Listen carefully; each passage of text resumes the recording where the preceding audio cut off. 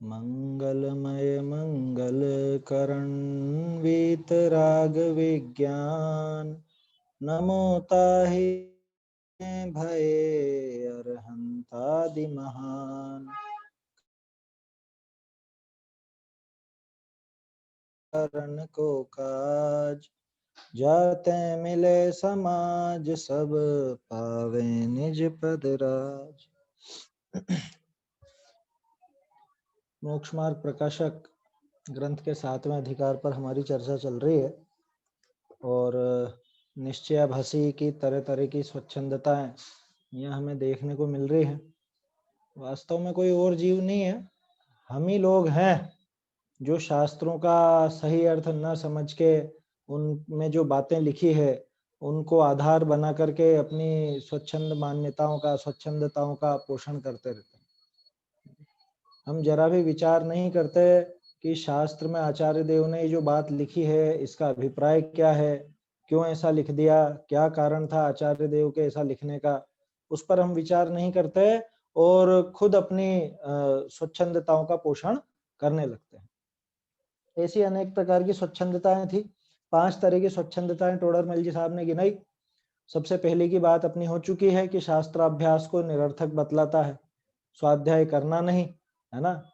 जैसे बोलते हैं ना कि काम धाम कुछ करना नहीं है और फालतू बातें दी जाते हैं, बस वैसी कि स्वाध्याय वगैरह कुछ करना नहीं है और बस ज्ञान ज्ञान ज्ञान ज्ञान ज्ञान करते क्या, ये स्वच्छंदता। स्वाध्याय में जरा भी मन नहीं लगे, स्वाध्याय करने की रुचि ना हो, शास्त्रों का अभ्यास में जरा भी रुचि नहीं हो और खुद को मुमुक्षु कहता हो, खुद को आत्मार्थी कहता हो, खुद को मोक्ष मार्गी समझता हो, उससे बड़ा भारी भ्रम वाला और कौन होगा। कितने बड़े भ्रम में पड़ा हुआ है, इसकी कल्पना भी उसको नहीं है। दूसरी बात थी द्रव्याधिक तथा गुणस्थान मार्गणा त्रिलोक अधिक के विचार को विकल्प ठहराता है ना। इस पे थोड़ी सी चर्चा अपनी हुई थी कल और अभी करनी है हमको उस पर चर्चा। उसके बाद आएगी तपश्चरण व्यर्थ है, फिर उसके बाद व्रतादि बंधन है और आखिरी पूजन आदि कार्यों में शुभाश्रव। शुभाश्रव कहता है तो हे, आश्रव है इसलिए है, ऐसा कह करके उनको छोड़ना चाहता है।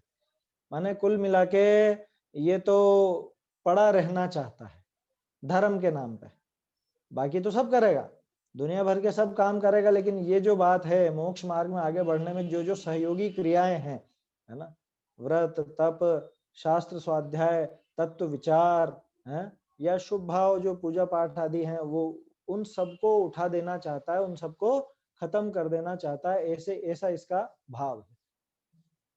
पहला बिंदु हो चुका था अपना। अब दूसरे बिंदु पर थोड़ी बात करनी है अपने को। तथा यदि द्रव्याधिक के और गुणस्थान अधिक के विचार को विकल्प ठहराता है, ये यदि की जरूरत ही नहीं है यहाँ पे। तथा द्रव्याधिक के और गुणस्थान अधिक के विचार को विकल्प ठहराता है, वो स्वच्छंदी है ना, तो कह रहे तो विकल्प है, इनका क्या विकल्प करना। गुणस्थान मार्गण स्थान 14 गुणस्थान सब जानते ही हैं मेरे ख्याल से, जो अभी स्वाध्याय कर रहे हैं अपन चर्चा कर रहे हैं उन लोगों में 14 गुणस्थान होते हैं, 14 मार्गणा स्थान होते हैं। मार्गणा स्थान शब्द सुनते ऐसा लगता है कुछ बहुत बड़ी भारी चीज है या कुछ ऐसा है, कुछ भी नहीं है। जो आपने पाठ पढ़े है ना, इंद्रियों के पाठ पढ़े आपने, गतियों के पाठ पढ़े हैं, कषाय का पाठ पढ़ा, ज्ञान के भेद पढ़े, संयम के, ये सब चीजें ही तो हैं, और क्या है मार्ग। गई इंद्रिय सुकाये जोगे वेदे कषाय नाणे संयम दंशन लिस्सा भव्या सम्मत संन्याहार, ये 14 है। अब ये 14 तो खोज है असल में कि जीव कहाँ कहाँ होता है, कैसी कैसी उसकी दशाएं होती है, ये सब मार्गणा है, और क्या है इसके अलावा मार्गणा कुछ और थोड़े ना। अब उनका आपस में घटित करके देखते हैं। जैसे गति है, तो अब गति में कौन कौन सी काय हो सकती है, कौन कौन सी इंद्रियां हो सकती है, किस गति में कैसी इंद्रियां, किस इंद्रिय में कैसी गति, कैसी काया, यही सब आपस में इनका वो देखते हैं कि कहाँ पर जीव की कैसी कैसी दशा होती है, ये सारा विचार। और त्रिलोक आदि विचार, ये सब क्या है, अरे ये सब विकल्प, और विकल्पों में हमको उलझना नहीं है, हमें तो निर्विकल्प आत्मा का अनुभव करना है ना, इसलिए इन विकल्पों से बस हो, लिख दिया आचार्य देव ने। अब विकल्पों से बस बस करो, बस करो। अलम अलम इति जल पे दुर्विकल्प अनल पे, ऐसा ऐसे कलश है ना। कि ये जो बहुत तरह के विकल्प हैं, इन सबसे बस हो, अमृत चंद्राचार्य ने लिख दिया। तो साहब हम तो अमृत चंद्राचार्य को स्वीकार करके और इन विकल्पों को छोड़ते हैं, इनके बारे में चिंतन ही नहीं करेंगे, कुछ द्रव्य गुण पर्याय का भी विचार नहीं करेंगे। कि बात तो ठीक है तेरी कि विकल्प तो है, टोडरमल जी ने ये नहीं कहा कि नहीं है, नहीं विकल्प नहीं है, बिल्कुल नहीं उड़ाया, बात सही है, विकल्प है। लेकिन ये बता कि तू पूरी तरह निर्विकल्प हो गया क्या? क्या तुझे दूसरे विकल्प नहीं उठते? ध्यान रखिए, मुख्य बिंदु क्या है मोक्ष मार्ग में? मुख्य बिंदु क्या है? राग आदि को घटाने का श्रद्धान ज्ञान आचरण, ठीक है ना। अब निर्विकल्प हो गया हो जब तो अच्छी बात है, लेकिन अगर तेरे विकल्प होते हैं और वो रागादि घटाने के नहीं होते हैं, रागादि बढ़ाने के होते हैं, मतलब जिनसे रागादि बढ़ता है वो विकल्प होते हैं, तो उससे तो ये विकल्प ठीक है ना जिनमें कम होते हैं। भाई रुपए तो आपको देने ही पड़ेंगे, क्या रुपए तो आपसे छुड़ाए ही जाएंगे, या तो पेनल्टी वगैरह लगा करके वो सब ले लेंगे आपसे, जितना भी आपके वो संपत्ति बनी है, और नहीं तो चुपचाप आप आयकर जमा कर दो।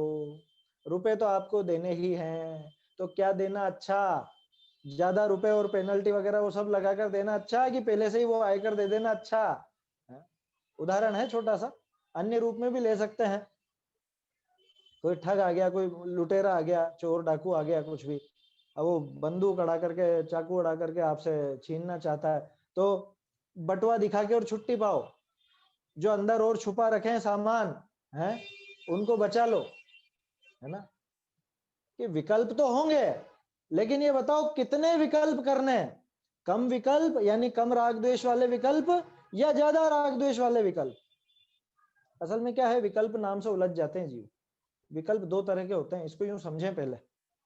ज्ञान, एक तो अपन जब बात करते हैं ज्ञान और दर्शन की, कि ज्ञान तो सविकल्प ही होता है, दर्शन निर्विकल्प होता है, उस विकल्प की बात कर रहे हैं क्या यहाँ पे? ये वो विकल्प नहीं है, ये है चारित्र वाले विकल्प। चाहे तो आप नोट कर लें, दो तरह के विकल्प, एक तो होते हैं ज्ञान वाले विकल्प और एक होते हैं चारित्र के विकल्प। तो ज्ञान के विकल्प माने ये जाना, ये जाना, ये जाना, ऐसे जो जानने में भेद पड़े, ज्ञप्ति परिवर्तन भी जिसे हम कहते हैं, तो वो जो तरह तरह के भेद आए ज्ञान में, वो सब ज्ञान के विकल्प हैं। और ज्ञान सविकल्पक ही होता है। आत्मा को जानेगा ना, भले अपन उस समय उसको निर्विकल्प कह देते हैं, क्यों कि ये बदल नहीं रहे, अभी आत्मा में लीन है, इसलिए अपन उस ज्ञान को निर्विकल्प कह देते हैं। लेकिन जब ज्ञान दर्शन उपयोग उपयोग की बात करें, तो ये तो सविकल्पक उपयोग ही कहलाता है। साकार बोलते तो हो, ज्ञान साकार होता है, दर्शन निराकार होता है, ये तो पढ़ा है ना हमने। तो साकार का अर्थ सविकल्प ही समझना। तो उस विकल्प की बात कर रहे हैं क्या यहाँ? कि नहीं, उस विकल्प की बात नहीं कर रहे। यहाँ कौन से विकल्प की बात कर रहे हैं टोडरमल जी? यहाँ पे बात कर रहे हैं चारित्र वाले विकल्प की, जिनको अपन कहते हैं राग द्वेष, शुभाशुभ भाव, है ना, उनका नाम विकल्प। और रागादि भाव नहीं होना, शुभाशुभ भाव नहीं होना, उसका नाम है निर्विकल्पता। ठीक है। तो अब ये जो कहता है कि हमको विकल्प नहीं करने, ये कहना तो ये चाहता है कि हम तो निर्विकल्प रहेंगे, हमको तो ये ज्ञान के विकल्प भी नहीं करने, और जबकि इसके तो अभी बड़े भारी वो रागादि के विकल्प पड़े हुए हैं। टोडरमल जी ने इसको इस तरह से पकड़ा कि भाई निर्विकल्प उपयोग न रहे, माने अगर तेरे ज्ञान में परिवर्तन हो रहा है, ज्ञप्ति परिवर्तन हो रहा है, और किस रूप में? वो रागादि रूप ही हो रहा है, वो वाले विकल्प भी साथ में चल ही रहे हैं। ज्ञान के विकल्पों के साथ साथ अगर चारित्र के विकल्प चल रहे हैं, तो इन विकल्पों को न करे तो, कौन से विकल्पों को? द्रव्य गुण पर्याय आदि के, है ना। माने कहने का अर्थ यह है, शास्त्राभ्यास सम्मत विकल्पों को न करे तो क्या करेगा? तो अन्य विकल्प होंगे। तो ये वाला शुभ राग नहीं करेगा तो अशुभ राग होगा। आया समझ में? ये मंद कषाय में नहीं रहेगा तो वहां तीव्र कषाय होगी। तो क्या करना? बटवा देकर जान छुड़ानी, या फिर जो तिजोरी में रखा है वो सारा लुटने देना? कह रहे लेके तो जा ही रहा है, ये ले जा, ये भी ले जा, ऐसा करना है क्या? कि नहीं नहीं नहीं, इतने मात्र में संतोष रखो, है ना। सबसे अच्छी बात तो इतनी सुरक्षा रखें कि चोर प्रवेश ही नहीं कर पाए। लेकिन ये चोर तो आ गया, क्या यहाँ से सावधानी हटी, आत्मस्वरूप में से चोर तो आ गया। अब क्या करना है उसको? कि ठीक है चलो शुभ में ही निपटाओ इसको, अशुभ तो मत होने दो, ऐसा है ये। परंतु निर्विकल्प उपयोग न रहे और इन विकल्पों को भी न करे तो अन्य विकल्प होंगे। कल देखा था ना हमने, 3 दशाएं हैं, आत्मलीनता, और आत्मलीनता नहीं है तो फिर 2 दशाएं बचती हैं, शुभ भाव या फिर अशुभ भाव। तो अब इन शुभ भावों को नहीं करे, इन विकल्पों में नहीं रहे, है ना, गुण स्थान, मार्गण स्थान, द्रव्य गुण पर्याय, 3 लोक आदि जो भी है, इनमें अगर नहीं रहता है तो क्या होगा कि फिर तो ज्यादा विकल्प वाला वो नुकसान वाला काम हो जाएगा। वे बहुत राग आदि गर्भित होते हैं। देखो आगे ना बात, विकल्प कौन से लिए? राग आदि वाले। तो वहां अधिक राग आदि होंगे तथा निर्विकल्प दशा सदा रहती नहीं है ना। केवल ज्ञान हो जाए तो अनंत काल रहे, वहां निर्विकल्पता है। अब निर्विकल्प दशा छद्मस्थ दशा में तो बिल्कुल भी नहीं रहती, मतलब अंतर्मुहूर्त रहेगी, इससे ज्यादा तो रहेगी नहीं। कल बात की थी हमने अंतर्मुहूर्त की, क्योंकि छद्मस्थ का उपयोग एक रूप उत्कृष्ट रहे तो अंतर्मुहूर्त रहता है, इससे ज्यादा नहीं रह पाता। तथा तू कहेगा कि मैं आत्मस्वरूप ही का चिंतन अनेक प्रकार किया करूंगा। कह रहा मैं दूसरे विकल्प क्यों करूं, गुण स्थान, मार्गण स्थान, त्रिलोक आदि के, मैं तो आत्मस्वरूप का ही चिंतन कर लूंगा साहब। सो सामान्य चिंतन में तो अनेक प्रकार बनते ही नहीं है। चलो बताओ आप, अपन प्रैक्टिकल करके देखें इस चीज को कैसे बनेगा। आत्मा, अब आत्मा के बारे में आप 2 लाइन बोलो, बस 2 लाइन बोलो। मैं कह रहा हूं गारंटी से उसमें कोई ना कोई मार्गणा आ जाएगी। कोई भी 2 लाइन बोलो आप। ये ज्ञान दर्शन वाला तो ज्ञान आ गई, वो ज्ञान मार्गणा है, वो मार्गणा की बात आ गई। कौन सा ज्ञान है कि मति ज्ञान, शुद्ध ज्ञान आदि, मार्गणा की बात है। तो पंचेंद्रिय जीव, वो इंद्रिय मार्गणा आ गई। क्या करोगे, जीव की बात कितनी कर लोगे? आप 2-4 लाइन तक नहीं बोल सकते हो बिना इन सब की बात करे। तो मैं आत्मा का ही चिंतन किया करूंगा, क्या करेगा? आत्मा आत्मा आत्मा, बस ऐसा चिंतन करेगा कि नहीं मैं फिर और वो शक्तियों का, तो वो द्रव्य गुण पर्याय की बात आ जाएगी, वो सारी बात सामने आ जाएगी ना। तो उसका निषेध कैसे कर सकता है? मैं आत्मस्वरूप ही का चिंतन अनेक प्रकार किया करूंगा। सो सामान्य चिंतन में तो अनेक प्रकार बनते ही नहीं है। अनेक प्रकार का मतलब ही है कि सामान्य नहीं है चिंतन। अनेक प्रकार बोल रहा है ना, तो अनेक प्रकार में सामान्यपना कहाँ रहा? अलग अलग हुआ ना।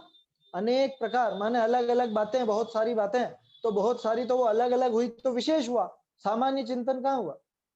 और विशेष करेगा तो द्रव्य गुण पर्याय, गुण स्थान, मार्गण, शुद्ध अशुद्ध अवस्था इत्यादि का ही विचार होगा। इसलिए ये विचार तो होंगे ही होंगे और होने ही चाहिए। इनका चिंतन नहीं करेगा तो क्या पाप का चिंतन करेगा? कहाँ जाएगा? देखिए कल मैंने आपसे कहा था 290 पेज इससे मिलता जुलता है ना। 290 पेज पर देखिए, हाँ 290 पेज कर्णान योग में दोष कल्पना का निराकरण जो है वहां ऊपर ही दिया है इन्होंने। ये ऊपर भी इसी मतलब प्रश्न में भी इसी बात थी कि भाई इनको जानने से क्या है, जान लिया कि इस प्रकार है, ये इस प्रकार है, ऐसे 3 लोग आदि हैं, ये कर्म प्रकृतियां इस तरह की हैं, भाई इनसे कार्य सिद्धि क्या हुई?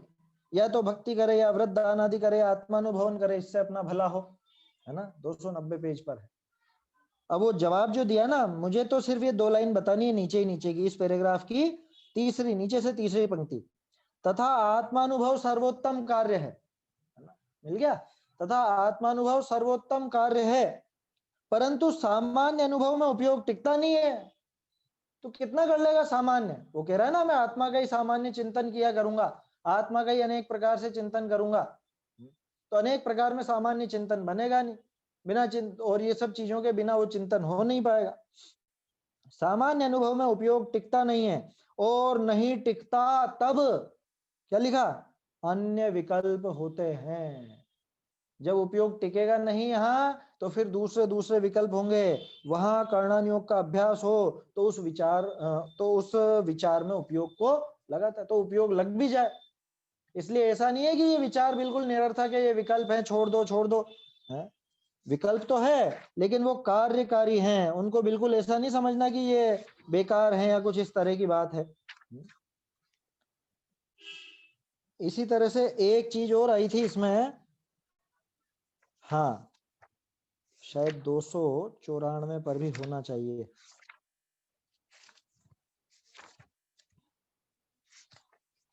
देखिए 294,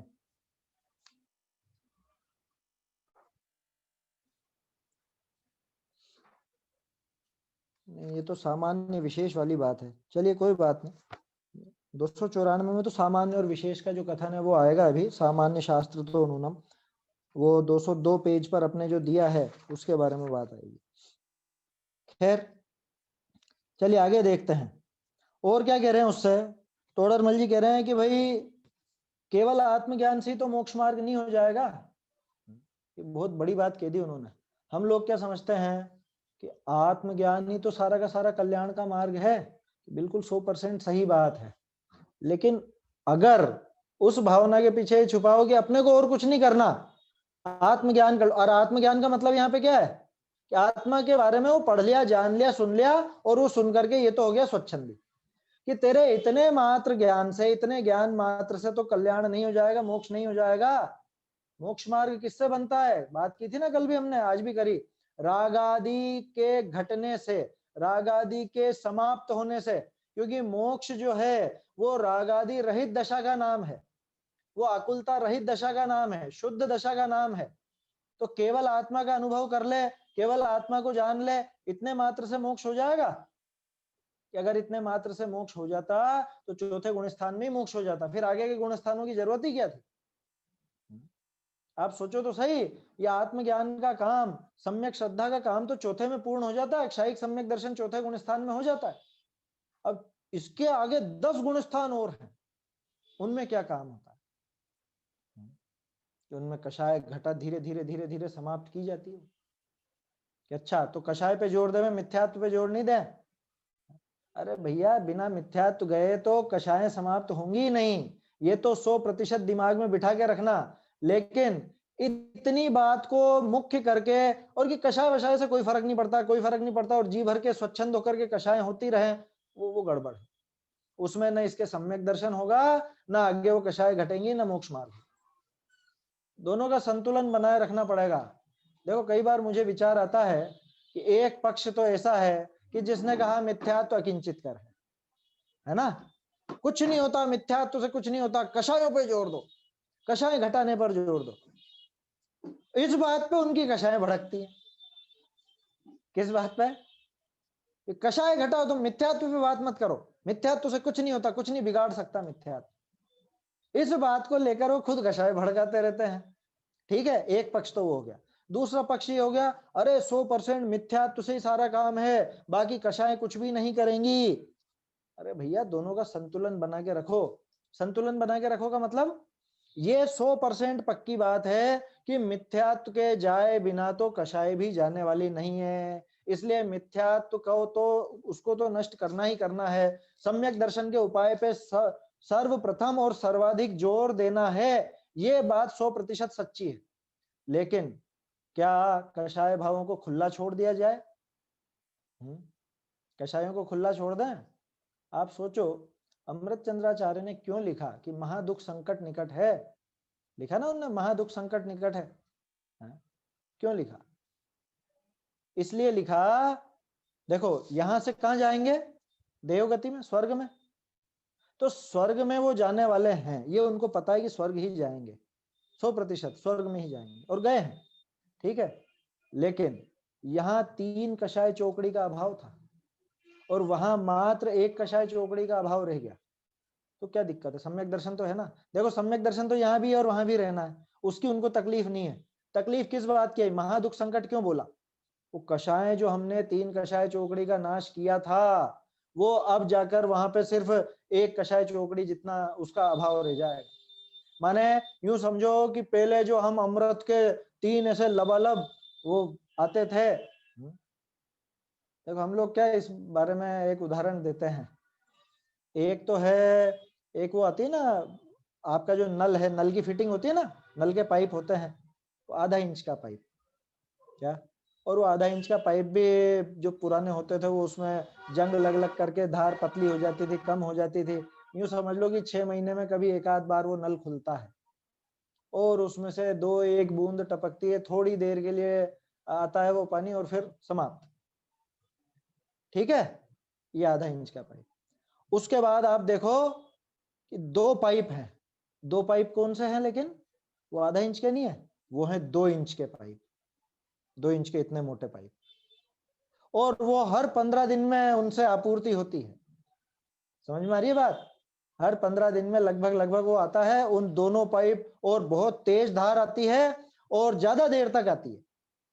कंपैरिजन समझ में आ रहा है? वो आधे इंच का तो 6 महीने में एक बार, वो भी जरा सी तुताड़ी, थोड़े 2-4 बूंद आ गया, थोड़ी सी देर के लिए आया, तृप्ति भी नहीं होती और खत्म। और इधर 2 इंच के मोटे मोटे पाइप 15 दिन में एक आध बार हो ही जाता है, उसमें पानी बहुत आता है प्रेशर से और थोड़ी ज्यादा देर के लिए आता है। अब तीसरा उदाहरण, 3 पाइप, वो भी कितने, वो 4 इंच के इतने मोटे मोटे पाइप हैं। 4 इंच के इतने मोटे मोटे पाइप हैं, 6 इंच के मान लो आप, जितने मोटे समझ सकते हो उतने मोटे समझ लो, इतने मोटे पाइप, और हर 48 मिनट में वो जबरदस्त धार आती है, लबालब। क्या? बहुत मोटी धार आती है ना? वो आधे इंच में तो जरा सी थी, 2 इंच में उससे ज्यादा थी, काफी थी, और यहाँ तो बिल्कुल लबालब, और हर अंतर मुहूर्त में आती है, और हर अंतर मुहूर्त में वो अमृत की धार बरसती है और ज्यादा देर के लिए बरसती है। ठीक है? तो अब वो जो उस अमृत में छके रहते थे हम लोग यहाँ पर, अब वो स्वर्ग में जाकर के वो आधे इंच की तूतड़ी मिलेगी वहां। समझ में आई बात? यह है महादुख संकट, कि यहाँ जो हमको हर अंतर मुहूर्त में लबालब अमृत की धारा में नहाने का, उसका रसपान करने का और भरचक आनंद होता था, वो आनंद अब वहां पर नहीं मिलने वाला है। तो इसमें क्या संकट हो गया? संकट तो अब है खतरनाक, कि और ज्यादातर के साथ क्या होता है कि ये 3 कषाय चोकड़ी का अभाव तो रहा ही नहीं, 3 कषाय चोकड़ी का तो उदय आ चुका, 1 कषाय चोकड़ी का ही अभाव रहा है। और कदाचित मान लो ऐसा हो जाए कि थोड़ा विषय भोगों में बुद्धि लग गई, तो वो नल भी बंद हो जाता है। होता है ना, गुणस्थान से गिर गए, वो चौथा गुणस्थान भी छूट जाता है। माने 1 कषाय चोकड़ी का भी जो अभाव हुआ था, वो 1 आधे इंच की वो जो नलची 6 महीने में एक आध बार भेज जाती थी, अब वो भी नहीं मिले, ऐसा भी हो सकता है। यह है महादुख संकट। अब मेरा प्रश्न तो यह है कि ये संकट आया किसकी वजह से? मिथ्यात्व का तो कर रखा था ना अभाव। अब किसने जोर मारा? कि वो कषाय जो है ना उस मिथ्यात्व की साथिन है। आया समझ में? इसलिए संतुलन दिमाग में बना के रखो, हमें दोनों पे ही रहम नहीं करना है, न मिथ्यात्व पे न कषाय पे। आया समझ में? न तो मिथ्यात्व अकिंचित कर है और न कषाय अकिंचित कर है, दोनों ही खतरनाक हैं। समझ में आ रही है बात? तो दोनों के नाश का उपाय रखना और दोनों के नाश को दिमाग में बिठा के रखना, इनके बिना मोक्ष मार्ग नहीं बनेगा। वो एक पक्ष तो मिथ्यात्व किंचित कर है के करके मिथ्यात्व को ढीला छोड़ देता है, और हम लोग मिथ्यात्व पे प्रहार करो, मिथ्यात्व पे प्रहार करो, सही बात है करो, लेकिन उसके बाद कषायों पर विचार ही नहीं। दोनों का संतुलन चाहिए, मैं यूं कह रहा हूं। आया समझ में? ये तो 100% पक्की बात है कि मिथ्यात्व गए बिना तो कषाय भी जाने वाले नहीं है ना? मिथ्यात्व के साथ ही जाती है ना अनंतानुबंधी। तो मिथ्यात्व के गए बिना तो कषाय जाएगी ही नहीं, उसके मतलब मिथ्यात्व जाए बिना तो कषायों के नाश का प्रारंभ ही नहीं होगा, धर्म का प्रारंभ ही नहीं होगा, मोक्ष मार्ग ही चालू नहीं होगा। ये तो 100% पक्की बात। लेकिन वो कषायें जो हैं उन पर भी थोड़ा सा काबू रखना पड़ेगा, क्योंकि मिथ्यात्व के नाश का उपाय भी कषायों की मंदता में ही बनता है। और मिथ्यात्व जब, ये कषायें जब बहुत तीव्र हों तो वो अपने साथी मिथ्यात्व को भी खींच लाती हैं, ये महादुख संकट आ जाता है। समझ में आ रही है बात? ये संतुलन बहुत जरूरी है। तो यहाँ क्या कह रहे हैं? और सुन, केवल आत्मज्ञान ही से तो मोक्ष मार्ग होता नहीं है। ये संतुलन की बात इसलिए करी क्योंकि ज्यादातर लोग क्या, अरे बस मिथ्यात्व का नाश हो गया, बस फिर तो जी भर के जो भी है कषाय चलने दो। और कषाय का अर्थ तीव्र कषाय नहीं होता है, वो जो स्वच्छंदता में जो भी भाव हैं वो सब तीव्र कषाय के ही भाव हैं, चाहे आपको वो व्यक्ति ऊपर से मंद कषाय नजर आता हो। असल में अभी तो हमारा क्या है, पैमाना ही बहुत गलत है कषायों का। कोई व्यक्ति को गुस्सा आ जाता हो ना, एकदम से तेज गुस्सा आ जाए तो अरे बहुत कषाई है, बहुत तीव्र कषाई है, तो एकदम से गुस्सा आ जाए। लेकिन ये नहीं देखा कि वो गुस्सा कितनी देर टिका। आप लोगों ने देखा कभी कोई धर्मात्मा व्यक्ति हो ना, वो भी कई बार देखने में आता है कि यूं तो बहुत धर्मात्मा है, बहुत ऐसे धार्मिक विचार हैं, लेकिन एकदम से भड़क जाते हैं। अरे आप पहले तो ये देखो कि किस बात पर भड़का। समझ में आई बात? वो जो गुस्सा आया भी है तो वो गुस्सा किस बात पर आया है? कोई विपरीत कार्य हुआ धर्म से तो गुस्सा आया है या कोई और बात पर आया है? अच्छा, 2 माँ के उदाहरण देता हूं मैं तो आपको, 2 माओं के। एक माँ ऐसी है, वो अपने बच्चे को बहुत प्रेम से रखती, कभी उस पर चिल्लाती नहीं है, कभी लड़ती झगड़ती नहीं है, जो कर रहा है करने देती, ठीक है। और एक माँ ऐसी है कि जिसको हमने देखा, वो चांटा लगा दिया उसने उसके बच्चे को। बोलो कौन सी माँ अच्छी है और कौन सी माँ खराब है? आप ये देखोगे ना कि चांटा लगाया क्यों। वो दूसरी माँ तो बहुत अच्छी दिख रही है, वो प्यार से और लाड़ प्यार कर रही है और पुचकार रही है उसको कि हाँ जा बेटा, जो खाना है खा ले, आलू खाना है आलू खा ले। वो माँ अच्छी है? और वो उसने गलत काम किया, कुछ पाप का कार्य किया, अभक्ष भक्षण किया जबरदस्ती, तो उसने चांटा लगाया, वो सुधारने के लिए कर रही। बोलो कौन सी माँ अच्छी है? और ये तो बहुत तीव्र कषाई है, मारती है, ये तो बच्चे को मारती है, तीव्र कषाई है ये तो। ये तीव्र और मंदता का पैमाना नहीं है। असल में हम लेश्याओं के आधार पर कषायों को तोलते हैं, गड़बड़ यहां होती है। हम क्या कहते हैं, गुस्सा दिख गया बस इतने में हम कह देते हैं तीव्र कषाई। और जो बहुत मीठा मीठा बोलता हो, मन में बहुत मायाचारी करता हो, है छल कपट भरा हो, इधर की बात उधर करता हो, वो तीव्र कषाई नहीं है? उसकी कषाय नजर ही नहीं आती अपने को। कह रहे ये तो बहुत बेचारा सीधा जीव है, इसको आप गाली भी दे दोगे तो इसको गुस्सा नहीं आएगा, हमेशा हंसता रहता है, हमेशा हंसता रहता है। अरे कषाय सिर्फ अकेले क्रोध का ही नाम नहीं है। मैं देखो क्रोध का पक्ष नहीं ले रहा हूं, मैं तो ये कह रहा हूं कि हमारा पैमाना क्या है तीव्रता और मंदता का। हम किसको तीव्र कषाई कहते हैं, हम किसको मंद कषाई कहते हैं? सातवें नरक का नारकी है, सम्यक दृष्टि है मान लो, बोलो तीव्र कषाई है कि मंद कषाई? और यहाँ का मिथ्या दृष्टि है ना, लेकिन बहुत धर्मात्मा दिखता है, बहुत धर्म का आचरण करता है। कौन है तीव्र कषाई, कौन है मंद कषाई? कि भाई तीव्र कषाई वैसे तो वो सातवें नरक का नारकी ही कहलाएगा, क्योंकि उसकी अभिव्यक्ति नजर आ रही है। लेकिन जब हम बात करें कौन सी कषाय खतरनाक है, जितनी कषाय उसके पड़ी है सातवें नरक के नारकी के वो खतरनाक है, या जो इसके पड़ी हुई है अभी मिथ्या दृष्टि जीव के वो खतरनाक है? ये विचार करने की बात है ना। हम तीव्र और मंद भले कह दे, में कहने में दिक्कत नहीं है, क्योंकि कहा तो अभिव्यक्ति के आधार से ही जाएगा, लेकिन ये समझिए कि कषाय कौन सी खतरनाक है। वैसे तो सारी खतरनाक है, कौन सी ज्यादा खतरनाक है यूं कहना चाहिए। तो इन चीजों का विचार भी होना चाहिए। केवल आत्मज्ञान ही से तो मोक्ष मार्ग होता नहीं है, उसे घटाने का, उसे समाप्त करने का विचार भी होना चाहिए। आया समझ में? ये बात क्यों उठी थी अपनी? ये बात इसलिए उठी थी कि अरे भाई बाहर में तो हम मंद कषाई हैं, लेकिन स्वच्छंदता पूरी चल रही है, तो वो तीव्र कषाई है, ये मैं कहना चाह रहा था। आया समझ में? और कोई धर्मात्मा जीव हो, वो बाहर में हिंसा आदि और उनसे विरक्त रहता हो, और कुछ मतलब पूरा आचरण उसका सही साठ हो, और उसके बावजूद अगर वहां पे कुछ गड़बड़ होती है तो कदाचित उसको भड़कते हुए देखा भी जाए, वो तीव्रता नहीं है, वो तीव्र कषाय नहीं है, और वो खतरनाक कषाय नहीं है। अरे एक सीधा सा उदाहरण जिससे आपको आसानी से समझ में आ जाएगा, वो शेर और वो सुअर। आ गया समझ में? शेर भी लड़ा, सुअर भी लड़ा, शेर भी मरा, सुअर भी मरा, दोनों ने एक दूसरे को मारा, लेकिन एक गया स्वर्ग, एक गया नरक। अच्छा ये बताओ, सुअर के राग था या द्वेष था, और शेर के राग था या द्वेष था?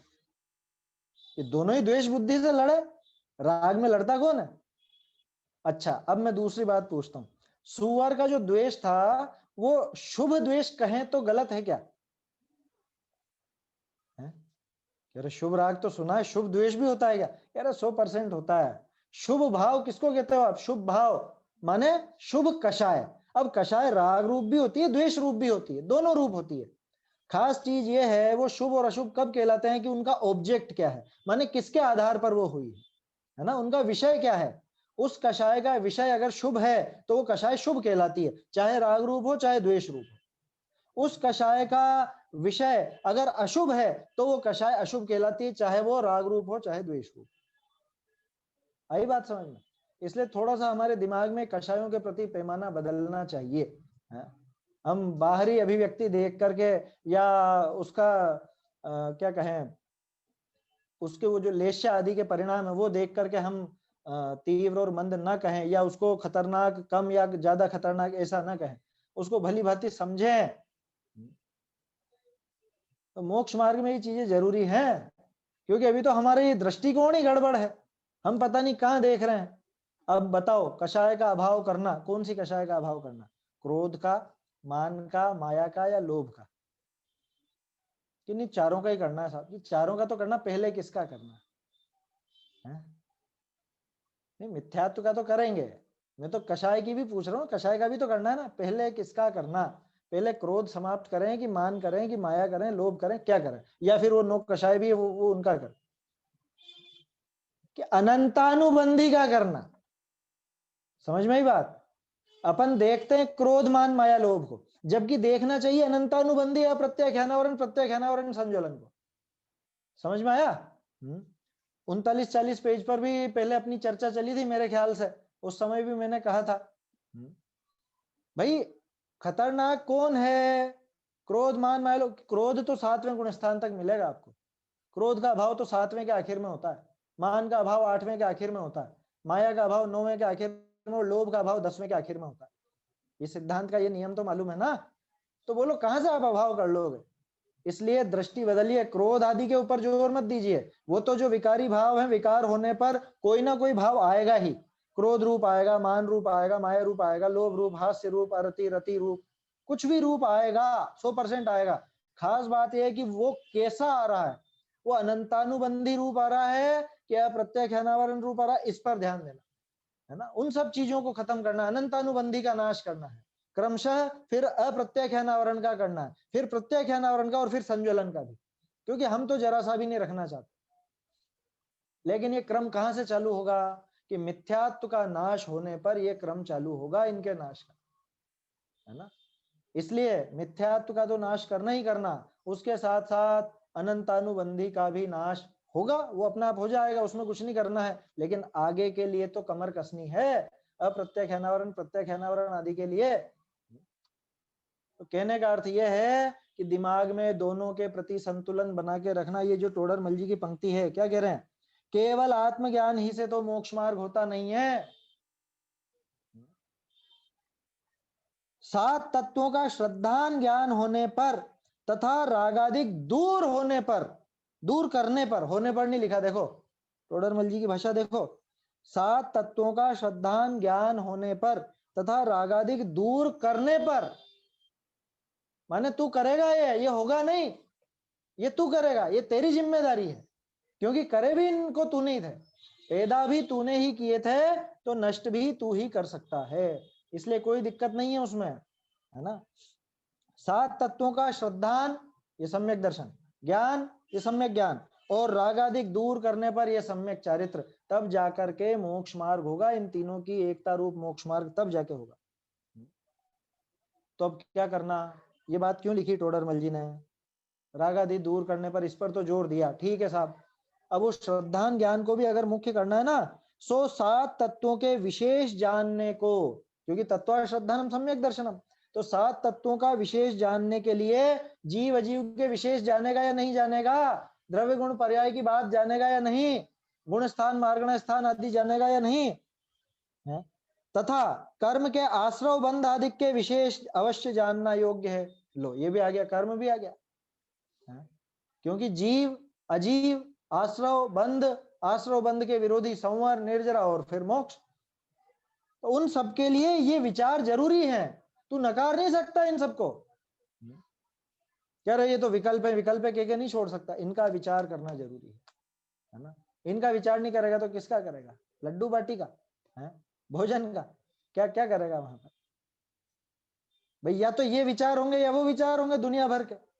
अब चुन ले क्या करना है। कि तीसरी दशा भी तो है, कि तीसरी दशा तेरी हो जाए तो बहुत अच्छी बात है। तीसरी दशा माने आत्मलीनता वाली, तो वो तो बता ही दिया, छद्मस्त का उपयोग यहाँ ज्यादा देर ठहरता नहीं है, यहाँ से बाहर जाएगा ही जाएगा। अब बाहर जाएगा और शुभ रूप नहीं रहा तो फिर तो अशुभ ही बचा, 3 ही कंडीशन है। और देखो और क्या लिखा है, और वहां पश्चात रागादिक दूर करना, और वहां पश्चात रागादिक दूर करना। कब? किसके पश्चात? कि वो जो श्रद्धा ज्ञान ये पक्का कर लिया है ना, ये जो तत्व विचार किया, इसके बाद रागादि दूर करना। जो रागादि बढ़ाने के कारण है उन्हें छोड़कर जो रागादि घटाने के कारण हो वहां उपयोग को लगाना। लो कितनी बढ़िया बात कह दी।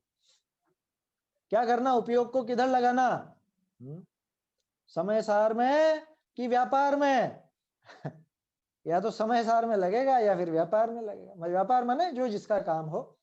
महिलाएं हैं तो घर गृहस्थी, और पुरुष हैं तो ऑफिस दुकान जो भी है। तो जो रागादि बढ़ाने के कारण है उनको तो छोड़ना, उनकी तरफ उपयोग, उनसे उपयोग हटाना, और जो रागादि घटाने के कारण है वहां पर उपयोग को लगाना। तो अब टोडरमल जी पकड़ के लिया है उसको यहाँ पे कि सो द्रव्यादि और गुणस्थान आदि का विचार तू बता क्या है, रागादि बढ़ाने के हैं कि रागादि घटाने हैं? कि ये रागादि घटाने के कारण है, इनमें कोई रागादि का निमित्त नहीं है। बोलो, द्रव्य गुण पर्याय का विचार करते समय, गुणस्थान आदि के बारे में पढ़ते समय, त्रिलोक के बारे में पढ़ते समय आपके रागादि बढ़ते हैं क्या? है कषाय भाव बढ़ते हैं क्या? नहीं बढ़ते, मंद होते हैं। तो ये रागादि बढ़ाने के कारण नहीं है, बल्कि घटाने के ही कारण है ना। क्योंकि इनसे ही संबंधित आत्मा का विचार है, वो हो जाए तो बहुत अच्छा, फिर तो और जल्दी से घट जाए। इसलिए सम्यक दृष्टि होने के पश्चात भी, लो ये पंक्ति अंडरलाइन करने जैसी है, सम्यक दृष्टि होने के पश्चात भी यहाँ ही उपयोग लगाना, यहाँ ही उपयोग लगाना, दूसरी जगह मत उपयोग लगाना। कि हम आत्मा की तो बात है, और किसकी बात चल रही है? कि गुणस्थान आदि की वो भी सब आत्मा की बात है, मार्गणा वो भी आत्मा की बात है, तीन लोग की वो भी आत्मा की बात है। तू चिंता मत कर। क्यों? क्योंकि आत्मा की बात माने रागादि घटाने की बात, रागादि घटाने की बात हो रही है ना, इनमें रागादि घट रहे हैं ना, तो हो रही है आत्मा की बात, फिर क्यों चिंता करता? और टोडरमल जी ने ये जान करके लिखी है लाइन, सम्यक दृष्टि होने के बाद भी। क्योंकि वो तो कह रहा ना, हम तो हो गए सम्यक दृष्टि, कि ठीक है तू हो गया सम्यक दृष्टि, लेकिन सम्यक दृष्टि भी हुआ है तो भी तुझको उपयोग यहीं पर लगाना है ना, तुझे और कोई जगह जाने की छूट नहीं है। फिर वह कहता है कि रागादि मिटाने के कारण हो उनमें तो उपयोग लगाए, लेकिन त्रिलोकवर्ती जीवों की गति आदि का विचार करना, कर्म के बंध उदय सत्ता आदि के बहुत विशेष जानना, और त्रिलोक के आकार प्रमाण आदि जानना इत्यादि विचार क्या काम के? संक्षेप में देख लेते हैं अपन कि भाई सीधी सी बात है कि ये जो विचार है, पहले तो कहता है इनका आत्मा से क्या लेना देना। तो जो बात अभी अपन ने की कि इनका आत्मा से लेना देना ऐसे है कि हमको मोक्ष जाना है, हमें मोक्ष मार्ग चाहिए, मोक्ष मार्ग में मुख्य कार्य रागादि घटाना है ना। मिथ्यात्व तो तेरा चला ही गया, इसलिए हम उसकी तो बात करेंगे ही नहीं है ना। मिथ्यात्व का नाश तो इसने कर लिया ना, ये खुद ही कह रहा। तो अब क्या बचा तुझे मोक्ष मार्ग में? कि रागादि घटाने का उपाय करना। तो इनका विचार करेगा, तो इनके विचार करने से, ये जवाब दिया है, इनके विचार करने से रागादि बढ़ते नहीं है। क्यों नहीं बढ़ते? क्योंकि ये जीव को इष्ट अनिष्ट रूप नहीं होते। कषाय के प्रकरण में परिभाषा दी थी टोडरमल जी ने, और कषाय वाला पाठ जिन्होंने पढ़ा, कषाय क्यों पैदा होती है? कि जब वो पर पदार्थ, मुख्यतया मिथ्यात्व के कारण जब पर पदार्थ इष्ट या अनिष्ट भाषित होते हैं तो कषाय पैदा होती है। अब बोल, तुझे ये तीन लोक में क्या चीज इष्ट है, क्या चीज अनिष्ट है? कि कुछ भी नहीं दिख रहा है ऐसा। ये गति आदि के बारे में जो पढ़ा, कर्मों की बंध सत्ता उदय उदीर्ण आदि वो 10 कारणों के बारे में पढ़ा, उसमें क्या चीज इष्ट है, क्या चीज अनिष्ट है? कि कुछ भी नहीं है। तो कहाँ रागादि बढ़ेंगे इनमें, बताओ? तो रागादि बढ़ाने के कारण नहीं है, रागादि घटाने के ही कारण है। और खास बात, इनको विशेष जानने से तत्व ज्ञान निर्मल हो, इसलिए आगामी रागादि घटाने के ही कारण है ये। अगर तू इनको जानेगा तो तेरा सम्यक ज्ञान और निर्मल होगा। आप सोचो तो सही, वो 33 सागर तक क्या चर्चाएं करते होंगे। 33 सागर कि हम तो 2-3 घंटे में उब जाते हैं साहब, वहां 33 सागर। तो ये सारी चर्चा है। इनको विशेष जानेगा तो तेरे तत्व ज्ञान निर्मल होंगे, इसलिए आगामी भी रागादि घटाने के ही कारण है। फिर एक और तर्क है उसका कि स्वर्ग नरक को जानने में तो राग द्वेष होंगे ना, स्वर्ग से तो अच्छा लगेगा, नरक से, और नरक नहीं जाना, नरक से द्वेष है, स्वर्ग से राग है, ऐसा तो होगा। तो क्या जवाब दिया कि भैया वो भी अज्ञानी के होती है ऐसी बुद्धि, ज्ञानी को ऐसी बुद्धि नहीं होती, और भले वो होती हो तो भी काम की है। क्या? तो भी काम की है। अज्ञानी को भले स्वर्ग से राग हो और नरक से द्वेष हो ना, तो भी काम का है। ये क्या बात कर दी? कि अरे बड़ी कषाय छुड़ाने के लिए छोटी कषाय कराई जाती है, ये स्टाइल है। ये 8वें अधिकार में पढ़ेंगे अपन, 4 अनुयोगों के कथन पद्धति में। बड़ी कषाय छुड़ानी है ना, हाँ बड़ी कषाय छुड़ानी है तो छोटी कषाय कराएंगे भी सही। इससे बड़े पाप कि तू नरक नहीं जाना चाहता, नरक से द्वेष है, तो तू ऐसा पाप छोड़ दे, तू मद्य मांस मछली ये सब छोड़ दे, मधु छोड़ दे, हैं अभक्ष भक्षण छोड़ दे, तो बोलो उसका भला ही हुआ ना। भला मतलब थोड़ा पुण्य बंधेगा उसको, पाप नहीं बंधेगा, आगामी संयोग भी उसको ऐसे मिल जाएंगे तो मोक्ष मार्ग में आगे लगने का चांस मिल जाएगा। एक वो चांस मिल सकता है, इतनी बात है, तो नुकसान तो कुछ नहीं हुआ। अज्ञानी को अगर स्वर्ग से राग और नरक से द्वेष हो भी गया तो नुकसान क्या हुआ, गलत लाइन पे तो नहीं लगेगा ना उससे। अब देखो खास चीज एक ये चीज समझने की, यहाँ पे भी एक अपेक्षा और विवक्षा वाली बात है। शास्त्र में तो ऐसा उपदेश है कि प्रयोजनभूत थोड़ा ही जानना कार्यकारी है, इसलिए बहुत विकल्प किस लिए करें। बोलो लिखा कि नहीं लिखा? भैया मत पढ़ो ज्यादा, वो उसमें है पाहुड़ दोहा में।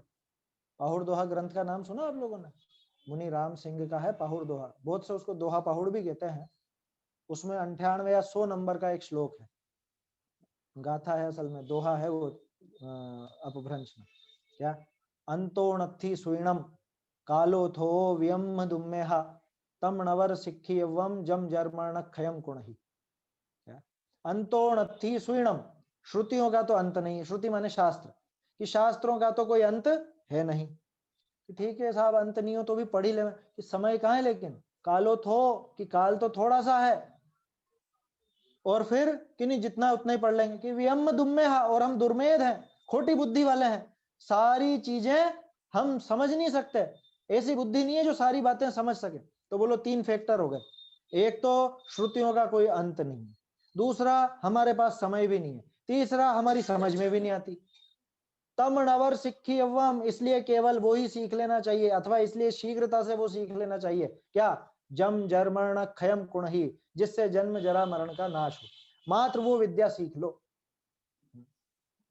और सब ज्ञान पेटी में बंद कर धर लो, है ना। एक जो ये मोक्ष और मोक्ष का मार्ग जिससे खुलता है, ये बात जल्दी से सीख लो। ऐसा एक मुक्तक है बाबूजी का, और ज्ञान पेटी में बंद कर धर लो, यही मोक्ष मार्ग, यही रत्नत्रय, तिरने की एक कला जल्दी से सीख लो, ऐसा करके। तो बोलो लिखा कि नहीं लिखा ये सब शास्त्रों में, कि उपयोग को ज्यादा नहीं भ्रमाना, उपयोग को ज्यादा नहीं भ्रमाना है।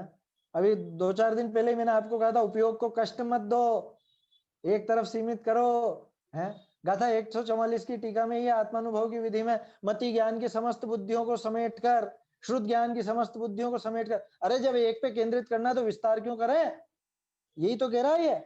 शास्त्रों में तो ऐसा उपदेश है कि प्रयोजनभूत थोड़ा ही जानना कार्यकारी है, उतना जान लो जिससे जन्म जरा मरण का नाश हो जाए। बहुत विकल्प क्यों करना, किस लिए करें? बहुत बढ़िया तर्क है, और ये अपेक्षा समझनी चाहिए हमको। जहां ऐसा कथन आए उसको क्या उसकी अपेक्षा, क्यों लिखा आचार्य ने, तो जवाब देते हैं कि जो जीव अन्य बहुत जानते हैं, क्या दुनिया भर की तो सारी बातें जाने, और प्रयोजन भूत को नहीं जानते, जिससे अपना काम सधता है, वो अध्यात्म विद्या उसको नहीं जानते, अथवा दूसरी बात, अथवा जिनकी बहुत जानने की शक्ति नहीं है, उनको ये उपदेश दिया है। तथा जिसकी बहुत जानने की शक्ति हो, उससे तो ये नहीं कहा कि बहुत जानने से बुरा होगा। ऐसा लिखा क्या कि तू कर्णनियोग पढ़ेगा तो तेरा नुकसान हो जाएगा? ऐसा कहा क्या वहीं पर? कहां पर? अध्यात्म में।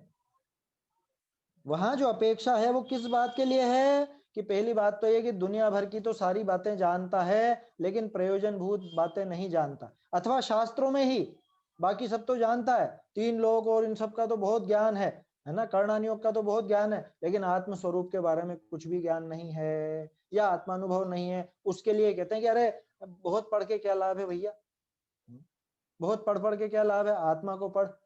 ऐसी गाथा है योग सार आदि में, बहुत गाथाएं हैं ऐसी, अमृत चंद्राचार्य के कलश हैं, श्लोक हैं इस तरह के। तो किससे कहा वो, कि जो प्रयोजन भूत पर बात पर ध्यान नहीं देते उनसे कहा गया है, या फिर कि जिनके पास बहुत जानने की शक्ति नहीं है उनसे कहा गया है। बहुत सामर्थ्य तो नहीं है। जैसे कल परसों अपन ने बात की थी ना वो व्याकरण आदि के संबंध में, कि भाई जिनकी उम्र ज्यादा हो या जिनका वो ज्यादा याद नहीं रहता वो लोग नहीं पढ़े, उनके लिए नहीं। बस वैसा ही यहाँ समझना कि अब मान लो उम्र तो बहुत हो गई, अभी अभी धर्म मार्ग में लगे हैं, ज्यादा उम्र हो गई तब, क्योंकि दिमाग में तो यही था ना बुढ़ापे में धर्म करेंगे क्या, तब लग गए साहब बुढ़ापे में, जवानी में तो नहीं लगे। तब समझने की ऐसी बुद्धि भी नहीं है इतनी, और समय भी नहीं बचा। तो उन लोगों से कहा कि तू तू फालतू के विकल्प मत कर, तू ये गुणस्थान आदि मत पढ़, तेरे काम के नहीं है, तू नयों के चक्र में मत पढ़, तू तो सीधे सीधे आत्मा की बात सुन, है ना, अध्यात्म की बात, भावना की बात ये समझ। उसके लिए ये बात है, अपने जैसों के लिए नहीं है। अपने जैसे मतलब मेरे जैसे हैं या जो मेरी उम्र के हैं, तो अपने लिए तो है कि सभी पढ़ो, सारे पढ़ो, लेकिन सबसे पहले अध्यात्म की बात सीख लो, फिर जी भर के पढ़ो, है ना। पहले मुख्य विद्या अपने समझ में आ जानी चाहिए, उसके बाद तो प्रथमानुयोग भी पढ़ो, कर्णानुयोग भी पढ़ो, चरणानुयोग भी पढ़ो, द्रव्यानुयोग में न्याय आदि भी पढ़ो। अरे व्याकरण आदि तक सीखने को तो बोल दिया टोडरमल जी ने, भाषा का भी ज्ञान करो। तो ये तर्क समझना चाहिए, है ना। बहुत से लोग क्या दोनों पक्ष बहुत खींच लेते हैं, कह रहे नहीं नहीं बिल्कुल काम के नहीं, बिल्कुल काम की नहीं, इनकी चर्चा ही मत करो। किनकी चर्चा मत करो? ये गुण स्थान आदि के, ये क्या काम के, नहीं करना अपने को, नहीं करनी इनकी बात, फालतू की बात है, फालतू की बात है, इतना तक कह देते हैं। अरे भैया ऐसे उड़ाओ मत उसको, वो हर किसी के लिए मना नहीं है, वो उनके लिए मना है कि जिनके पास इतनी बुद्धि नहीं है या इतना समय नहीं है, या जिनने बाकी सब तो जान लिया और प्रयोजन भूत को नहीं जाना, उनके लिए मना है उसकी। बाकी जो प्रयोजन भूत बात जिन्होंने पढ़ ली है, अब तो वो सब जगह देखेंगे तो और ज्ञान खिलेगा, वो अपेक्षाएं नई नई विवक्षाएं ख्याल में आएंगी, उससे तो और सम्यक ज्ञान निर्मल होगा। लिखा ना ऊपर, तेरा ज्ञान निर्मल होगा उससे। जो जीव अन्य बहुत जानते हैं और प्रयोजन भूत को नहीं जानते, अथवा जिनकी बहुत जानने की शक्ति नहीं, उन्हें ये उपदेश दिया है। तथा जिसकी बहुत जानने की शक्ति हो, उससे तो ये नहीं कहा कि बहुत जानने से बुरा होगा, नुकसान हो जाएगा क्या, कि तेरा बहुत बुरा होगा, ऐसा कहा गया। जितना बहुत जानेगा उतना प्रयोजन भूत जानना निर्मल होगा। लो, वो ज्ञान के निर्मलीकरण में, ज्ञान को निर्मल करने में सहायक होगा। जितना भी जानेगा, वो गुणस्थान भी जानेगा ना, तो उसका आत्मानुभव और निर्मल होगा, आत्मा संबंधी ज्ञान और निर्मल होगा। क्योंकि शास्त्र में ऐसा कहा है, सामान्य शास्त्र तो नूनम विशेषो बलवान भवेत। इसका अर्थ यह कि सामान्य शास्त्र से विशेष बलवान है ना। कम जानना से ज्यादा जानना, उसके बारे में डिटेल जानना, वो ज्यादा काम का है। 10वीं में 5 विषय होते हैं, है ना, इंग्लिश, हिंदी, साइंस, मैथ्स और क्या हिस्ट्री वगैरह, वो सब चीजें होती हैं, बायोलॉजी वगैरह सब होता है, ठीक है। अब उसके बाद फिर जब आगे बढ़ते हैं विषय कम हो जाते हैं, है ना। ग्रेजुएशन में और कम हो जाते हैं, और मास्टर में तो और कम हो जाते हैं। तो बोलो मास्टर डिग्री वाला ज्यादा जानता है कि ये 10वीं वाला ज्यादा जानता है? कि बारीकी वहां ज्यादा है। जितना जितना जितना उसका विशेष जानता जाएगा, वहां और बारीकी होती जाएगी, उसका ज्ञान और निर्मल होता जाएगा। देखिए पेज नंबर 294 पर देखिए, इसी से संबंधित कथन है जो मैं बताना चाह रहा था पहले। 294 में ऊपर ही ऊपर के दूसरा पैराग्राफ है। उनसे कहते हैं सामान्य जानने से विशेष जानना बलवान है, ये की यही बात है। जो जो विशेष जानता है, त्यों त्यों वस्तु स्वभाव निर्मल भाषित होता है। ज्यो ज्यो विशेष जानता है, जैसे जैसे भी विशेष जानेगा, त्यों त्यों वस्तु स्वभाव निर्मल भाषित होता है। 294 पर मिला। श्रद्धान दृढ़ होता है और राग आदि घटते हैं। लो, राग आदि घटने तक पहुंचा दिया टोडरमल जी ने तो विशेष जानने से। इसलिए उस अभ्यास में प्रवर्तना योग्य है। इसलिए जो ये इसकी स्वच्छंदता थी कौन सी, द्रव्य आदिक के तथा गुणस्थान मार्गणा स्थान त्रिलोक आदिक के विचारों को विकल्प ठहराता है। ये विकल्प तो है ना, ऐसा नहीं है कि विकल्प नहीं है। टोडरमल जी ने क्या कहा, विकल्प तो है, लेकिन ये विकल्प तेरे काम के हैं, तुझे काम आएंगे, और इन विकल्पों से निर्विकल्पता की तरफ बढ़ सकता है। और दूसरे सांसारिक विकल्पों से तो तुझे पाप ही बंधेगा, निर्विकल्प दशा से और दूर हो जाएगा। इसलिए अगर तू निर्विकल्प रहे तब तो बहुत अच्छी बात, लेकिन अगर नहीं रह पाता तो तुझे इन विकल्पों को करना चाहिए, इन विकल्पों को करना चाहिए। अगर निर्विकल्प नहीं रह पाता है तो अन्य विकल्पों से तो ये श्रेष्ठ है। है ना। तो ये दूसरा बिंदु अपना हुआ। अब कल से अपना विषय चलेगा तप और व्रत संबंधी, वो दोनों को साथ में शामिल लेंगे। वो खास है बहुत प्रकरण, है ना। प्रतिज्ञा के जो प्रकरण मैं आपको अलग अलग स्थान पर बताता आया हूं, उनमें से ये प्रकरण बहुत काम का है। यहाँ पे एक स्थापना होगी कि ये व्रत तप आदि करने लायक है कि नहीं है, करने या नहीं करने, ये स्थापना यहाँ होगी। फिर आखिरी प्रकरण बचेगा, वो अपन बाद में देखेंगे, है ना। अभी तो समय हो गया है, चर्चा को कल आगे बढ़ाएंगे। निज निधि निज में बताई यह अनंत उपकार है, इसके लिए जिन वाणी माँ को वंदना शत बार है, वंदना शत बार है।